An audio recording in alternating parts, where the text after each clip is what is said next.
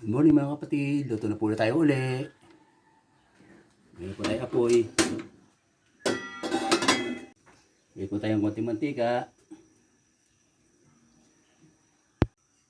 Sibuyas.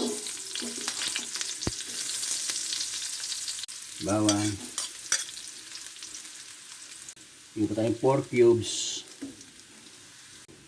Natin kalabasa. Paminta, oyster sauce, konting toyo,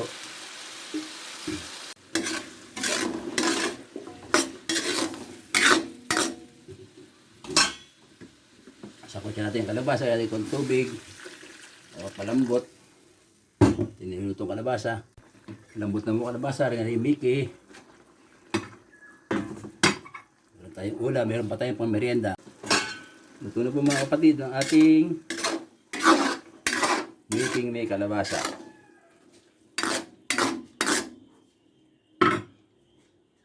Sana na po ulit tayong kawali. Yung mantika na po yan. At yun ang painitin. Luluto naman tayo ng anak ng pating. Narikadahan ko na nga pala ito kayo na. Lagyan ng harina, iklog, sibuyas, bawang, paminta. MSG. Ang rekado niya kanina.